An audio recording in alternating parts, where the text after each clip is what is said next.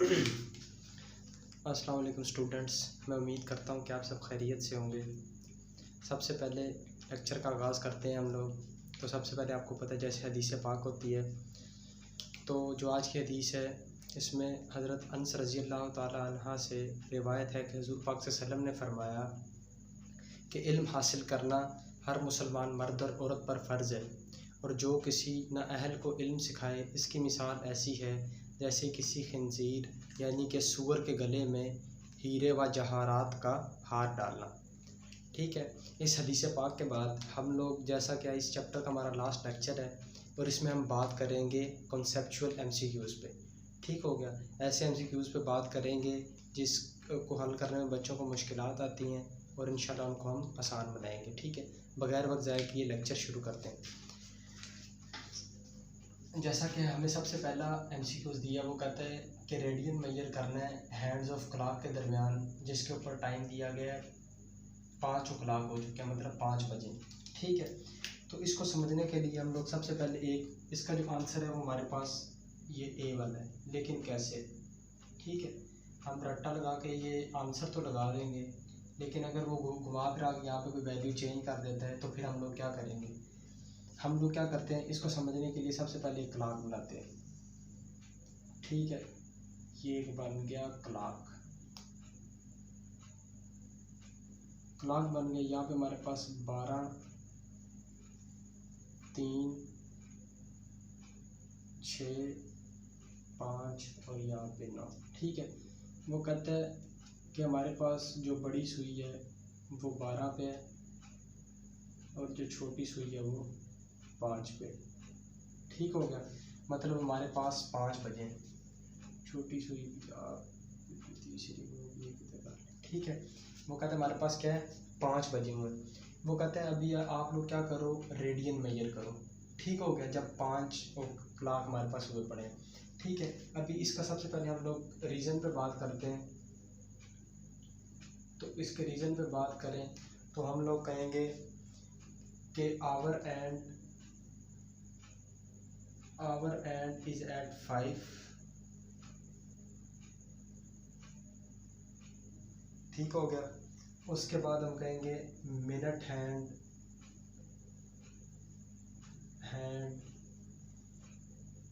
Is eight 12। ठीक हो गया, उसके बाद हम लोग कहेंगे कि degree of entire angle is 3 degree. Degree of entire angle is 360 degree. ठीक हो गया, वो कहता है कि जो हमारे पास घंटे वाला हाथ है, हैंड क्लॉक घंटे वाला हाथ है, वो हमारे पास 5 पे है।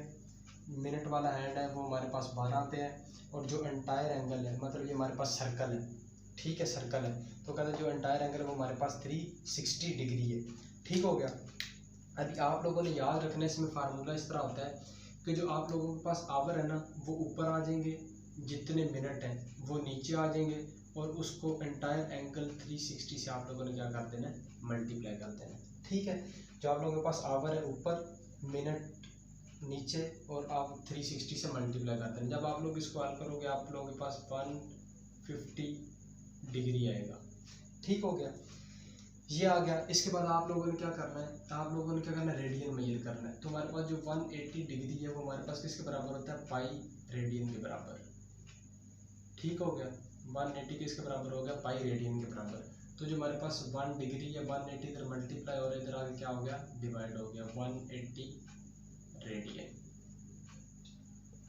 ठीक है, तो हमारे पास इसकी वैल्यू हमने जो निकाली है 150 आई है डिग्री। ठीक है, तो हम इसको इधर पुट करेंगे 150 multiply by pi over 180 radian. ठीक है, जब हमने ये किया तो हमारे पास आंसर निकल करके आया 2.6 रेडियन। ठीक है, पाई आप लोगों को पता है, फिर भी लिख देते हैं इधर 3.14 होता है। ठीक हो गया, इस चीज़ को आपने ज़हन में रखना है कि जब भी आप लोगों के पास रेडियन मेजर करना होगा और कोई घंटा उधर दिया होगा कि इतने बज चुके हैं, मतलब अगर इधर वो कहते हैं 3 बज चुके हैं, तो आप लोगों ने इधर 3 पुट करना था। ठीक हो गया। और इधर फिर उसकी कुछ वैल्यू निकल करके आनी थी, उसको इधर आप लोगों ने पुट करना था।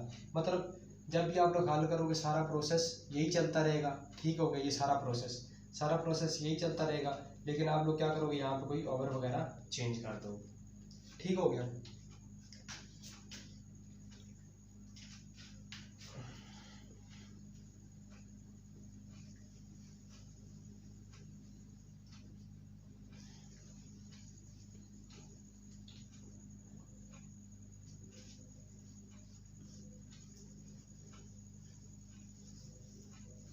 ठीक है भाई।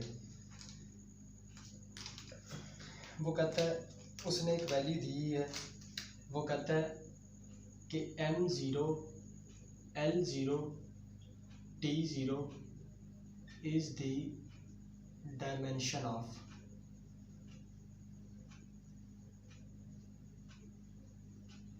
ठीक है। दूसरा MCQ, इसमें आप लोगों ने हमेशा याद रखना है कि इन सब के ज़ीरो का मतलब है, इन सब के ज़ीरो का मतलब है नो डायमेंशन, ठीक हो गया, नो डायमेंशन, ठीक है। इन सब की वैल्यू ज़ीरो होने का मतलब है नो डायमेंशन। और नो डायमेंशन हमारे पास किस किस का, मतलब इस कहने का मतलब ये हमारे पास स्ट्रेन है, रिफ्रैक्टिव इंडेक्स है, मैग्नीफिकेशन है, ठीक हो गया। उसके बाद करंट लूप है, ठीक है, और ओपन लूप गेन है, ठीक है। मतलब इन सब का ये यूनिट हो सकता है, ये डायमेंशन। वो कहे ये चीज़ दी हुई है, वो पूछे इज द डायमेंशन ऑफ, आपको MCQs में किस तरह दिया होगा, या ये दिया होगा बाकी कोई नहीं, बाकी कुछ और दिए होंगे, या ये दिया होगा बाकी कुछ और दिए होंगे, ठीक है। तो आप लोगों ने याद रखना है कि इन ज़ीरो का मतलब है कि नो डायमेंशन, ठीक है, और ये ज़ीरो का मतलब है नो डायमेंशन, और उन सारों में ये चीज़ें आ जाएगी, इनके डायमेंशन हमारे पास नहीं होते, ठीक हो गया। उसके बाद हमारे पास तीसरे नंबर पे MCQ आता है, बहुत ही आसान, वो पूछे आपसे लीस्ट सब मल्टीपल,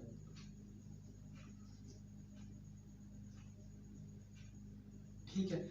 आपको ऑप्शन दिया हो, ए दिया हो ऑटो, बी दिया हो फेमेटो,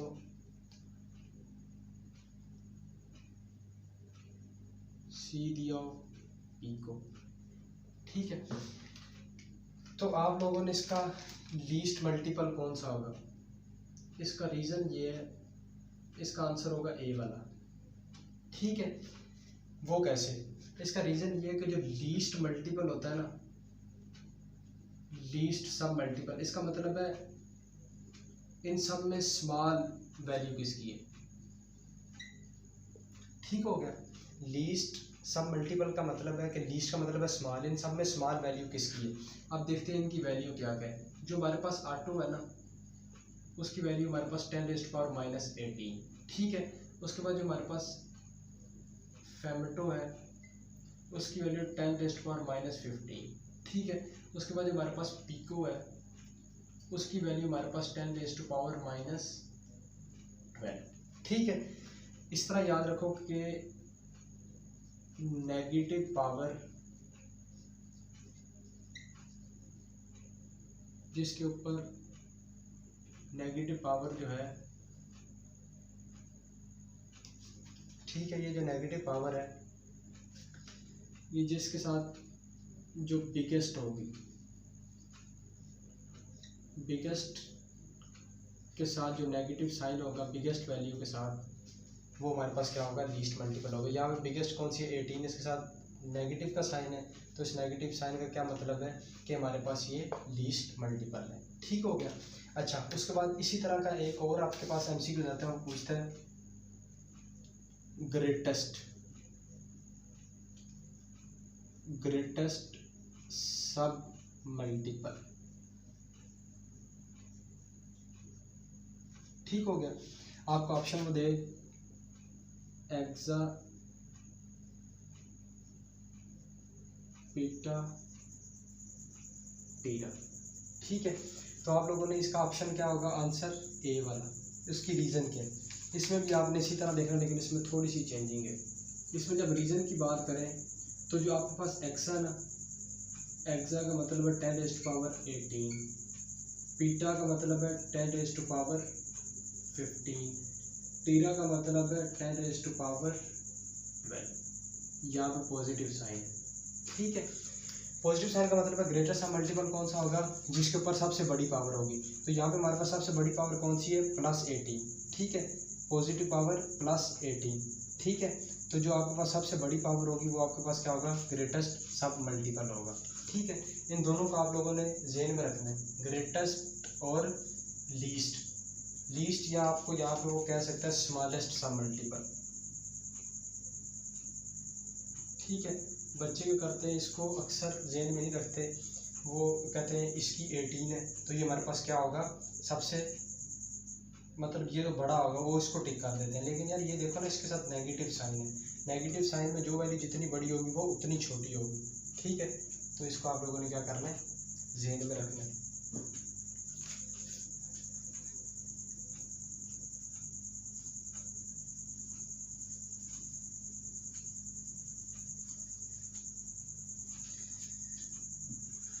अच्छा जी, उसके बाद वो कहता है हमारे पास जो डेंसिटी ऑफ वाटर है,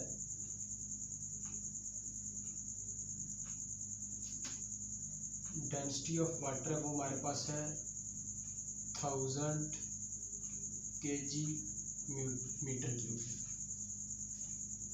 ठीक हो गया।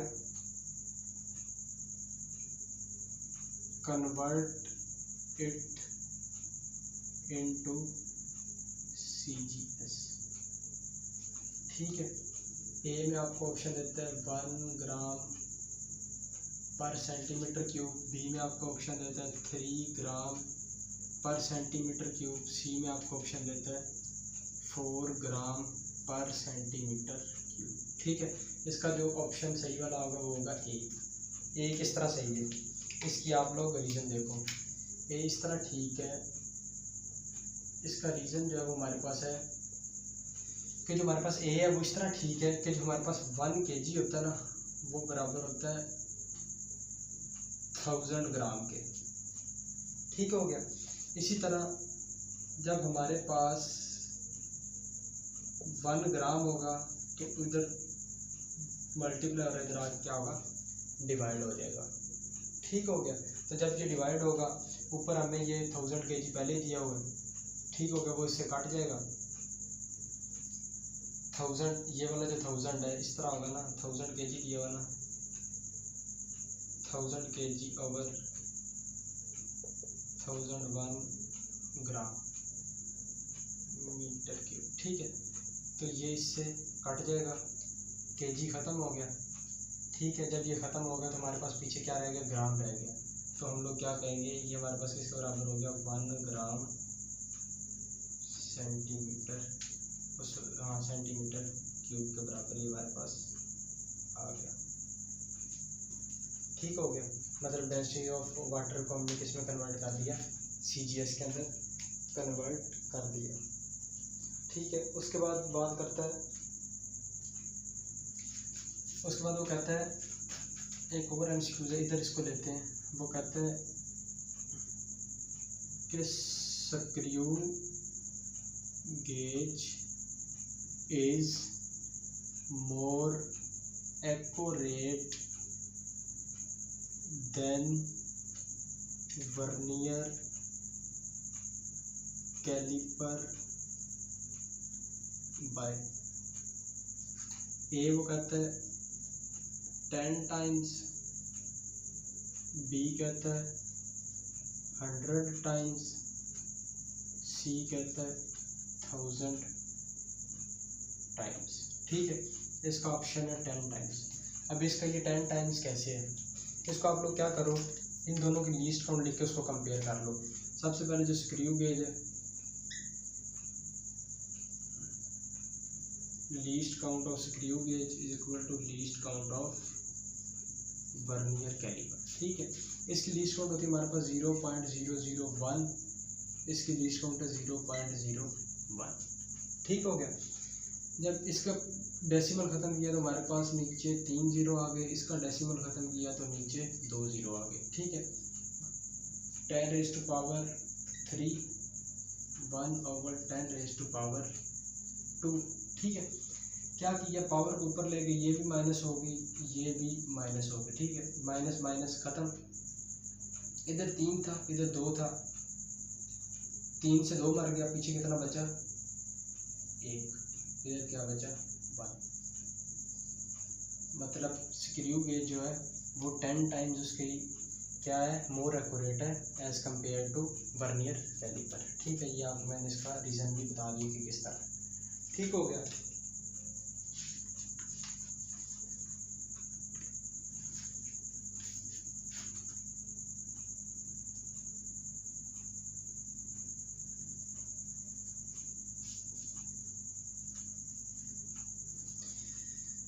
अच्छा, उसके बाद वो कहता है, एक और एमसीक्यू है, वो कहता है dimension of L/G is same as. ठीक है, तो आप लोगों को पता है टाइम पीरियड ऑफ जो सिंपल पेंडुलम है वो हमारे पास बराबर है जी,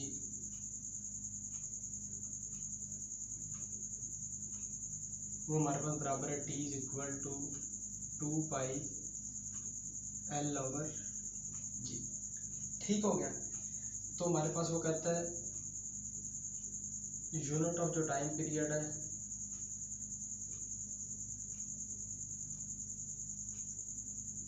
वो हमारे पास क्या है सेकेंड, तो उसका जो डायमेंशन होगा वो हमारे पास क्या होगा T।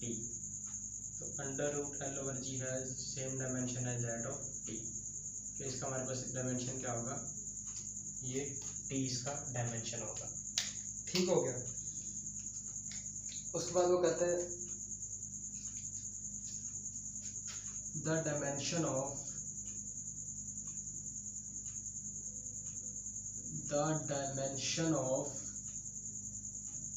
M0LT0 is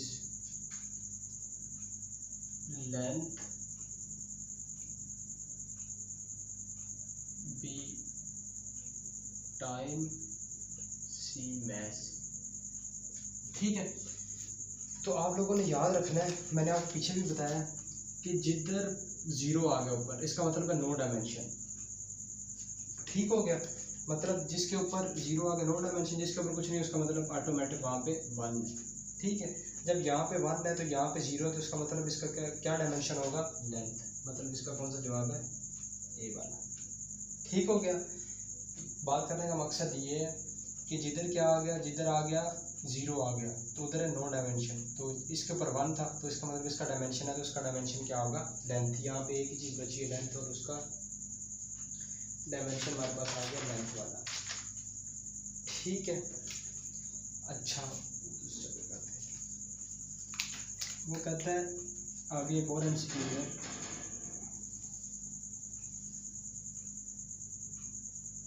वो कहता है कि परसेंटेज अनसर्टेनिटी जो है,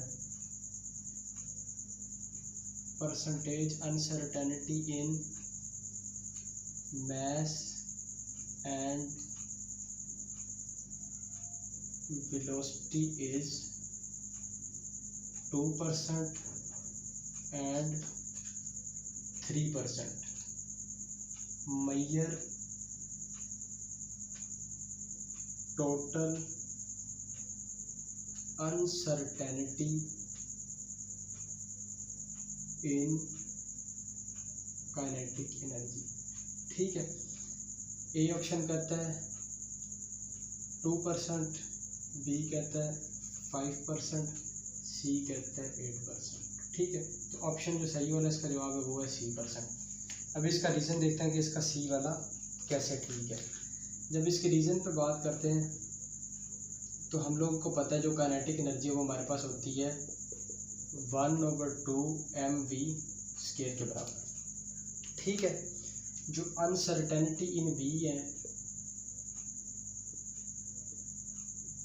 अनसर्टेनिटी इन सब, चलो एम की बात कर रहे पहले, जो एम है वो हमारे पास कितनी है 2%, ठीक है। और जो अनसर्टेनिटी हमारे पास है इन वी वो हमारे पास है 2 × 3%, ठीक है। 2 शुरू में आ गया, इससे मल्टीप्लाई ये हो गया 6%। तो जो टोटल अनसर्टेनिटी होगी वो आएगी इन दोनों को परसेंटेज, दोनों परसेंटेज अनसर्टेनिटीज़ को जमा करने से, तो ये हमारे पास होगी 8%, ठीक है। उम्मीद आपको समझ आ गई होगी कि मतलब वो कहता है जो परसेंटेज अनसर्टेनिटी थी मैथ के अंदर और वेलोसिटी के अंदर वो 2 और 3% थी, और हमने टोटल अनसर्टेनिटी निकाली थी काइनेटिक एनर्जी के अंदर।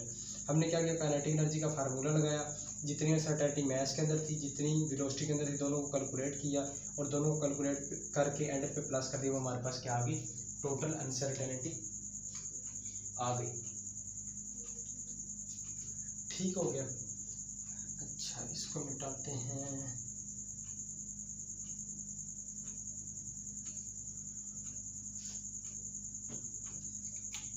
वो कहता है कि जो ज़ीरो एरर है बिलोंग टू, मतलब किस टाइप का एरर है, ए रैंडम एरर है, ठीक है, बी सिस्टमेटिक एरर है, सी बोथ ए एंड, ठीक है। वो कहते हैं जो ज़ीरो एरर है वो किस टाइप का एरर है, तो इसका आप लोगों ने हमेशा याद रखना है कि ये जो ज़ीरो एरर है ना ये हमारे पास सिस्टमेटिक एरर है। क्यों? क्योंकि जो ज़ीरो एरर है ये हमारे पास आता है, zero error occur due to faulty operators, ठीक है। ये हमारे पास ज़ीरो एरर किस वजह से आता है, फॉल्टी ऑपरेटर्स के वजह से, ठीक है। And this type of error is always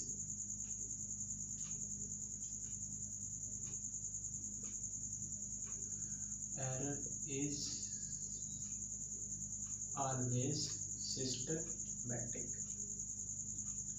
ठीक है। आप लोगों ने याद रखना है कि ज़ीरो एरर जो है वो हमारे पास किस वजह से आता है, फॉल्टी ऑपरेटर्स की वजह से। और जो इस टाइप का एरर है जो ऑपरेटर्स में फॉल्ट की वजह से है वो हमारे पास हमेशा कौन सा एरर कहलाता है, सिस्टमैटिक एरर। इसको आप लोगों ने क्या करना है, ज़हन में रखना है। अच्छा, वो कहता है, उसके बाद वो कहता है quantity 1 kilometre square is equal to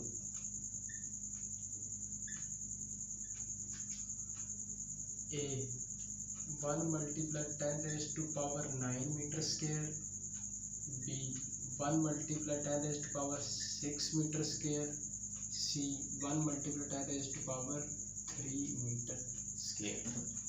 बता सकते हैं कोई? ये वही वाला जो हमने कन्वेंशन फॉर इंडिकेटिंग यूनिट्स में पढ़ा था, ठीक है।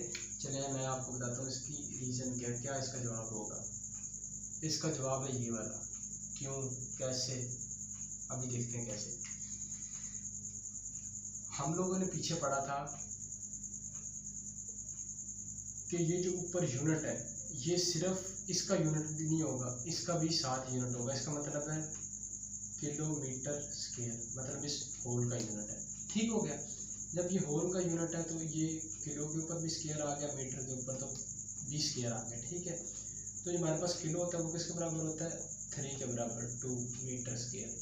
जब ये इसको मल्टीप्लाई किया तो ये आ गया 10⁻6 मीटर स्क्वायर, ठीक है। यही वाली हमारे पास ये वाला आंसर बन गया। आगे समझ कि सिर्फ ये जो पावर है ये इस मीटर की पावर नहीं है बल्कि इस किलो की पावर भी है, ठीक है। हमने क्या किया, होल का स्क्वायर लिया, किलो हमारे पास किसके बराबर होता है 10⁻3 के, उसके ऊपर स्क्वायर था तो ये 10⁻6 हो गया, तो उसको हमने हल किया तो ये हमारे पास ये जवाब निकल कर के आ गया, ठीक है। इसको मिटाते हैं और आगे देखते हैं कि क्या कौन सा MCQs है। अच्छा जी, एक और बात आप लोगों ने ये चीज़ हमेशा याद रखनी है कि how many SI units in SI system of units। ठीक है, इसको आप लोगों ने क्या करना है, याद रखना है। पहला कहता है 5, दूसरा कहता है 3, तीसरा कहता है 7। ठीक है, इधर बेस या डिराइव यूनिट की बात नहीं हो रही, ठीक है, या सप्लीमेंट्री यूनिट की। चलो चौथा आपको उसने ऑप्शन दिया और D = 2। ठीक है, इधर किस चीज़ की बात हो रही है, इधर SI सिस्टम ऑफ यूनिट्स के अंदर जो SI सिस्टम्स हैं उनकी तादाद कितनी है, जिनसे मिलके SI सिस्टम खुद तरतीब हुई या SI सिस्टम बना है। ठीक है, तो वो आप लोगों को बेहतर पता है कि उनकी तादाद 3 है। ठीक है, और वो 3 कौन कौन से, मैं उनके आपको नाम भी लिख देता हूँ। जो हमारे पास SI सिस्टम ऑफ यूनिट्स बना ना, वो हमारे पास बने हैं 3 से मिलके, बेस यूनिट से, ठीक हो गया, दूसरा डिराइव यूनिट से, तीसरा सप्लीमेंट्री यूनिट से। अभी याद रहेगा इंदा के बाद आप लोगों ने याद रखना है। कहते हैं कि जो हमारे पास SI यूनिट्स हैं SI सिस्टम के अंदर, वो हमारे पास कितने तादाद के अंदर, आप लोगों ने हमेशा याद रखना है वो हमारे पास 3 है, बेस यूनिट, डिराइव यूनिट और सप्लीमेंट्री यूनिट। कुछ बच्चे क्या करते हैं 7 लगा दें, भाई 7 तो बेस यूनिट है, कुछ 2 लगा देंगे, वो तो सप्लीमेंट्री यूनिट है। ठीक है, और इधर इन्फिनिटी का ऑप्शन नहीं है, नहीं तो कुछ और लगा दें, वो तो भाई हमारे पास डिराइव यूनिट है। ठीक है, जो हमारे पास SI सिस्टम ऑफ यूनिट मिल के बने, वो कितने यूनिट से मिल के बने, 3 यूनिट से मिल के बने। इस चीज़ को आप लोगों ने क्या करना है, इसको याद रखना है। अच्छा, उसके बाद एक और बात आती है, वो कहता है which is the biggest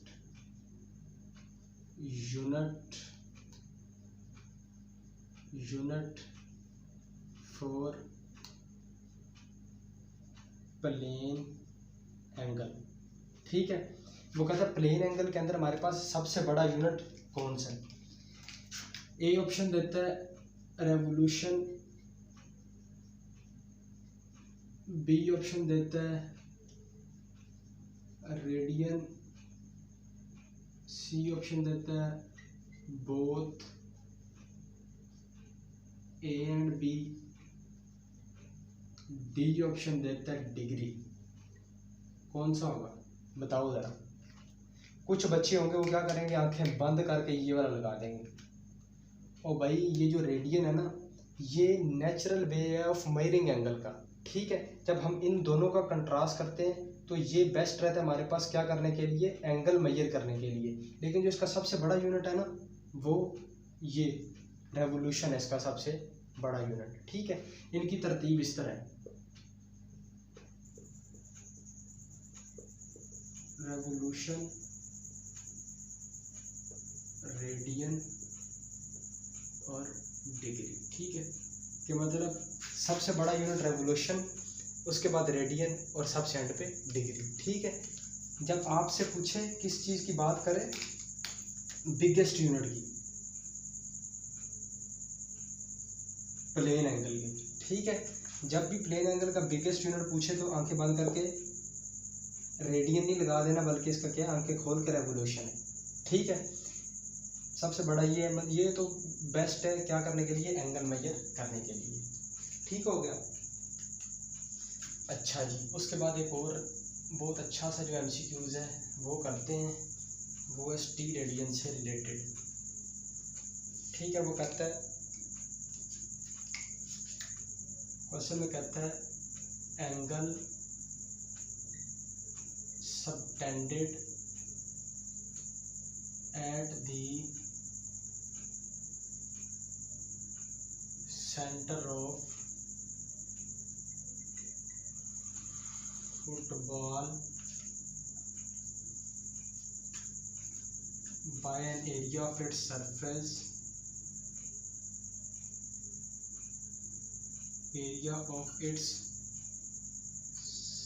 by an area of its surface equal to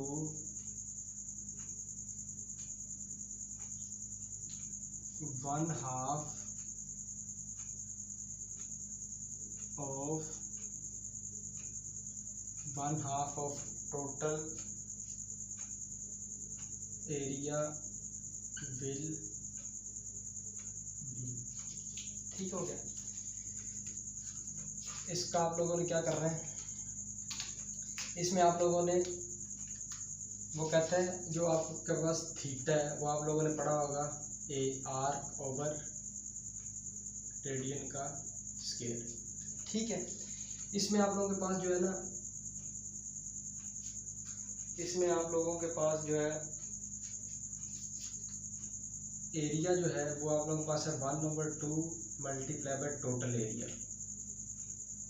ठीक है, एरिया आप लोगों के पास कितना है 1/2 हाफ ऑफ टोटल एरिया 1/2।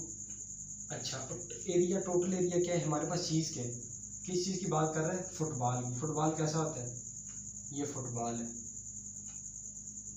ठीक हो गया, ये आप लोगों के पास क्या है, फुटबॉल है। फुटबॉल किस तरह का होता है, सफ़ेद की तरह का। ठीक है, ये आप लोगों के पास क्या है, फुटबॉल है। किस तरह का, सफ़ेद का, सफ़ेद की तरह। और इसका 4πr², जो स्फेयर इसका एरिया हमारे पास होता है 4πr²। तो आप लोग क्या करोगे, 4πr² इस जगह पुट कर दोगे। ये 2 से 2 यहाँ पे आ गया, एरिया आप लोगों के पास आ गया 2πr²। इस एरिया की वैल्यू उठा के इधर पुट करो। Theta is equal to 2πr² over r²। ये गया, थीटा आप लोगों के पास आ गया 2πt। ठीक हो गया, आसान था ये वाला भी।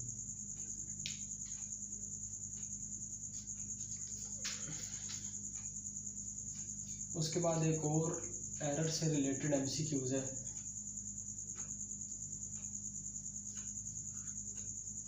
वो कहता है हमारे पास एक स्टूडेंट है, बल्कि 2 स्टूडेंट हैं,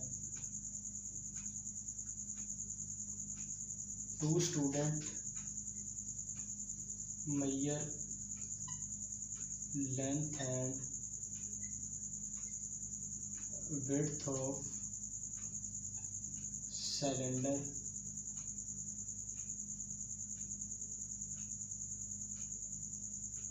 both face error of 0.02 millimeter and use vernier caliper as measuring instrument. Which type of error is this? ठीक है, वो कहते हैं 2 स्टूडेंट हैं, उन दोनों ने क्या किया, लेंथ और विड्थ मेजर की एक सिलेंडर की। ठीक है, दोनों ने किस तरह का एरर पाया, 0.02 मिलीमीटर। ठीक है, मतलब दोनों ने क्या किया, सेम तरह का एरर महसूस किया उस सिलेंडर के अंदर। तो कहता है हमारे पास किस टाइप का एरर है। ए कहता है हमारे पास वो आया कि रैंडम एरर है। बी कहता है सिस्टमेटिक एरर है। सी कहता है या बोथ है। तो ये हमारे पास सिस्टमेटिक एरर है। रीज़न वो कहता है इसकी रीज़न ये है कि जब भी आप लोगों के पास, मतलब क्या है, बोथ स्टूडेंट क्या कर रहे हैं, फेस कर रहे हैं सेम टाइप का एरर, तो वी आर कॉन्फिडेंट। वो कहते हैं हमें पूरा यकीन है एरर इज सिस्टमेटिक। एरर हमारे पास कौन सा है, सिस्टमेटिक है, because it occur due to faulty apparatus. ठीक है, अगर जाहिर बात है उन दोनों में से किसी एक की गलती होती तो दोनों की वैल्यू क्या आनी चाहिए थी, मुख्तलिफ आनी चाहिए थी। लेकिन क्या है, दोनों के बार एरर सेम आ रहा है। तो एरर सेम आने का मतलब क्या है कि हमारे पास जो ऑपरेटर्स है उसके अंदर मसला है। ठीक हो गया, इसलिए उनका क्या आ रहा है, एरर मुख्तलिफ, दोनों का एरर सेम आ रहा है। ठीक हो गया। उसके बाद वो कहता है, एक और MCQs है,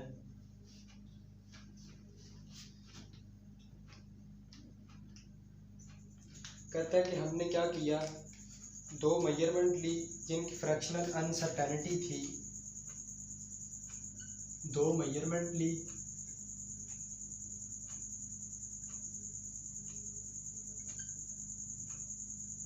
हैविंग फ्रैक्शनल अनसर्टेनिटी 0.02 एंड 0.04। ठीक है, वो कहता है which one is more accurate, which one is more accurate. ठीक है, वो कहता है कि आप लोग दो मेजरमेंट ली फ्रैक्शनल अनसर्टेनिटी जिनकी 0.02 और 0.04, वो कहते हैं इन दोनों में से क्या है, कौन सी ज़्यादा एक्यूरेट है। तो इनकी एक्यूरेटनेस का हम इस तरह पता लगाएंगे कि जिसकी परसेंटेज अनसर्टेनिटी सबसे कम होगी दोनों में से, वो हमारे पास क्या होगी, ज़्यादा एक्यूरेट होगी। तो सबसे पहले 0.02 देखते हैं, 0.02 ख़त्म किया। ठीक है, हमारे पास क्या आ गया, 2%। ठीक है, उसके बाद 0.04 डेसिमल प्लेस ख़त्म की तो नीचे 2 0 आगे, इधर भी ये ख़त्म की तो हमारे पास आ गया 4%। ठीक है, अब 2% जो है वो कम है, 4% जो है वो ज़्यादा है, तो हमारा आंसर क्या होगा, 0.02 इज़ मोर एक्यूरेट। उसकी वजह, because it has less percentage uncertainty.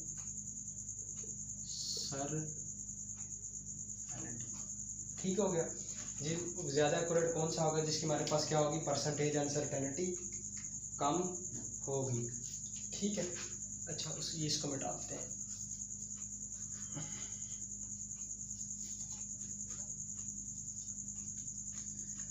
उसके बाद वो कहते हैं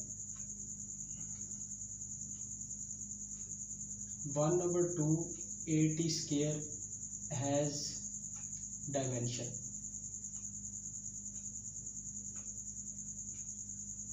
कहते हैं जो 1/2 AT स्क्वायर है, इसके हमारे पास डायमेंशन क्या है।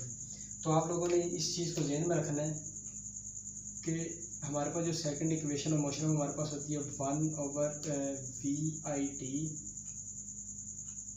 प्लस 1/2 AT स्क्वायर या GT स्क्वायर, एक जगह जी भी आता है। ठीक है, तो आप लोगों को याद रखना है कि जो S है VIT है 1/2 AT स्क्वायर है, वो कहता है all terms belong to distance and length. तो इनका डायमेंशन हमारे पास क्या हुआ, L। ठीक हो गया, इस चीज़ को आपने ध्यान में रखना है कि जो ये हमारे पास सारी टर्म्स है किससे बिलोंग करती हैं, डिस्टेंस और लेंथ से, तो इनका जो डायमेंशन है वो हमारे पास L होगा। ठीक है, अच्छा एक और चीज़ वो कहता है significant figures are used to measure or conventionally, ये लिख लो, conventionally used to measure A uncertainty, B accuracy, C both। तो इसका आंसर है both। ठीक है, जो हमारे पास सिग्निफिकेंट फिगर होते हैं वो अनसर्टेनिटी को भी मेजर करते हैं और एक्यूरेसी को भी क्या करते हैं, मेजर करते हैं। इस चीज़ को आपने क्या करना है, ज़हन में रखना है। एक आखिरी MCQs पे बात करते हैं और वो हमारे पास MCQs है।